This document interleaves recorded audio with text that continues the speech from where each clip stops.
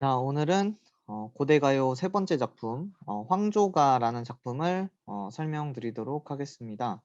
황조가는 일단 한자에서 보다시피 제목에 이 황조라는 단어가 노란 새란 뜻인데요. 이 작품에서는 이제 이 노란 새가 꾀꼬리라 이렇게 이해해 주시면 될 것 같고요. 가는 노래란 뜻이니까 요것도 기억해 주시면 되겠습니다. 자, 일단 이 작품의 또 배경설화를 안 볼 수가 없기 때문에 배경설화를 설명을 드리도록 할게요. 자, 이 작품의 배경설화는 일단은 작자에 이제 유리왕이라고 적혀 있는 거에 주목할 필요가 있습니다. 자, 유리왕이 누구냐면 우리 고구려의 1대 왕 이름이 누구였는지 기억하시나요? 네, 고구려의 1대 왕의 이름은 주몽입니다. 그리고 그 주몽이 그 부여를 떠나서 이제 고구려를 세우기 전에 이제 첫 번째로 결혼한 부인이 있었고, 그 부인의 이제 스라라고 해야 될까요? 부인이랑 이제 함께 낳았던 아이 이름이 유리였는데요. 나중에 그 아들이 이제 장성을 하면 그 칼을 자기가 부러뜨려서 그 칼의 일부를 뭐 어디 대들보인가요? 어디 기둥 밑에다가 넣어 놓을 테니 그거를 가지고 와서 나의 아들이라는 걸 증명하게 해라 라고 부인에게 얘기하고 이제 그 부여를 떠나게 되거든요. 그래서 이제 이 유리라는 아들이 이제 그 부러진 칼을 들고 주몽을 찾아가는 뭐 이런 내용들도 우리 주몽신화에서 같이 볼 수가 있습니다. 그래서 이 얘기를 길게 하는 이유는 이 유리왕이 기본적으로 주몽의 아들이란 뜻이고 주몽의 아들이라 함은 주몽이 고구려의 1대 왕이니까 이제 이 유리가 그 다음에 왕위를 이은 고구려의 2대 왕이다. 이렇게 알아두시면 되겠어요. 자, 유리왕은 고구려의 2대 왕입니다. 이거 설명하다가 5분 다 갈 것 같은데요. 부지런히 설명을 하도록 해보겠습니다. 자, 근데 이 유리왕이 이제 첫 번째 부인, 그러니까 왕비를 여의고 왕비를 두 명을 들였습니다.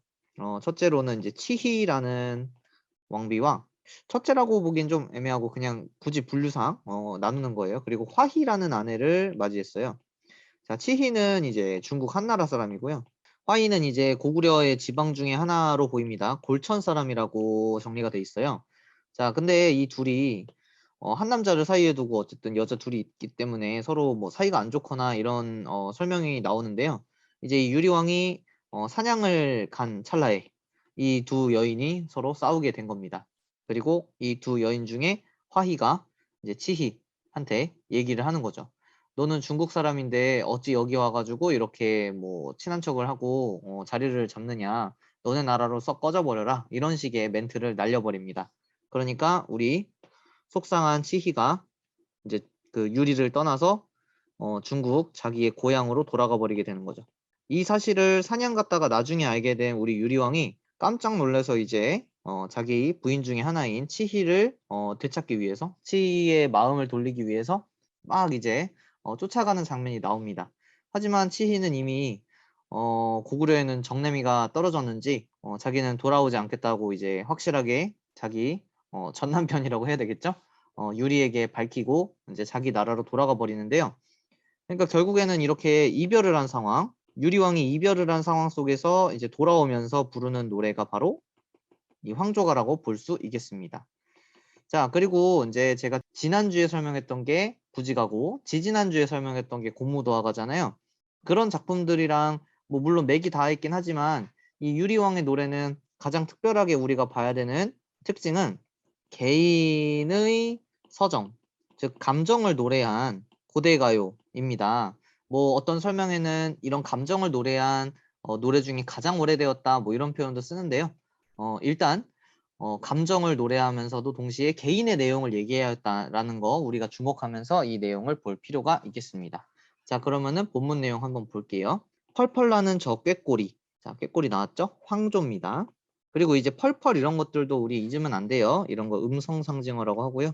그리고 또 음성상징어에는 두 가지가 있다는 것도 기억해 주십시오. 의태어라는 동작을 나타내는 말과 그리고 의성어라는 소리를 나타내는 말이 한꺼번에 붙어 있는 것이 음성 상징어예요. 자, 펄펄 나는 저 꾀꼬리가 암수 서로 다정합니다. 아, 지금 제가 배경설화를 읽어주니까 느낌이 빡 오죠? 네. 꾀꼬리는요, 현재 유리왕, 화자와 대비되는 상황이에요. 즉, 우리도 그렇잖아요. 솔로인 친구들, 크리스마스 때 왜 더 외롭고 힘들죠? 왜냐하면 나는 솔로인데 나와 대비되는 커플들이 크리스마스 때 막 길거리를 돌아다니는 게 눈에 보이잖아요? 그럼 더 슬픈 겁니다. 즉, 꾀꼬리가 화자와 대비됐기 때문에, 즉, 커플이에요. 유리왕은 솔로지만, 그래서 화자는 더 정서가 심화된다, 또는 뭐 더 슬퍼진다, 이렇게 설명이 들어가고, 그리고 이 부분은 어떻습니까? 화자가 주변 경관을 바라보고 내용을 얘기하고 있기 때문에 이런 거를 이제 한시의 전개 방식, 한자로 쓴 시의 전개 방식 중에 이제 먼저 경치를 제시하였다고 해서 선경이라고 설명을 합니다. 먼저 경치. 이 내용도 우리 기억해 줍시다. 자, 그 다음에 외로울사 이내 몸은 아까 말씀드렸죠? 개인의 정서를 드러낸 작품이다. 자, 화자의 정서가 드러났네요. 외로워요, 나는. 그리고 그 누구와 함께 돌아갈 곳. 자, 돌아갈 사람이 있습니까? 없지요. 치희는 자기네 나라로 돌아가 버린 거예요. 그래서 결국의 의미는 돌아갈 사람이 없다는 뜻이고, 그럼 이걸 다른 말로 바꾸면 답을 정해놓고 질문을 했죠? 그래서 표현법으로 설명했을 때 서리법이라고 볼 수가 있습니다. 그리고 어떻습니까? 지금 현재 이별한 상황을 화자가 극복하거나 이겨내고자 하는 그런 내용은 없지요. 그냥 이 상황을 받아들이고 있기 때문에 이런 걸 이제 뭐 체념적이다, 또는 뭐 현실 수능적이다, 이렇게 우리가 이해할 수 있겠어요. 그래서 돌아갈 사람은 없고, 자, 어떻습니까? 이 부분까지 읽어봤을 때 마지막 두 줄은 화자의 감정을 드러내고 있고요. 두 번째, 그러니까 세 번째, 네 번째 줄, 두 번째 그 뒤쪽에 있는 구절이기 때문에 이거는 뒷부분에 나온다고 해서 후에 정서가 등장한다고 해서 후정이라고 부르고, 나중에 정서 또는 감정. 그래서 결과적으로 이 작품의 시상 전개 방식, 즉 시가 흘러가는 그 구조나 흐름이 선경후정의 구조를 가지고 있다라고 설명이 된다는 점도 기억을 해둡시다. 선경후정, 이렇게 기억을 해주십시오. 네, 이 작품도 우리 고대 가요들과 다를 바 없이 별로 어려운 내용이 아니었기 때문에 이 정도로 보면 될 것 같고요. 그 다음에 이제 추가적으로 우리 문학에서 설명을 할 때 이 꾀꼬리라는 소재는요, 화자와 대비되고 화자를 더 슬프게 만든다라고도 문제 나오긴 하지만 요 단어도 우리가 알아두면 좋으니까 한번 정리해주고 마무리합시다. 객관적 상관물이라는 말을 적어줄게요. 자, 이 단어 처음 들어보는 친구들도 있죠?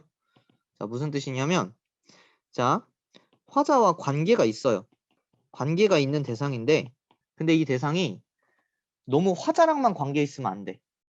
무슨 말이냐면, 나랑은 관계, 그러니까 화자랑은 관계 있지만 다른 사람들이 보기에도 관계가 있을 만해, 이렇게 좀 객관적으로 인정할 만한, 인정이 될 만한 소재를 가져오는 것이고요. 자, 이렇게 말하면은 무슨 말이지? 이해가 안 될 수도 있죠. 자, 이렇게 이해하면 좋을 것 같아요. 화자의 정서를 간접적으로 표현하는 소재입니다. 이렇게 알아두시면 황조가에 대한 설명은 끝입니다.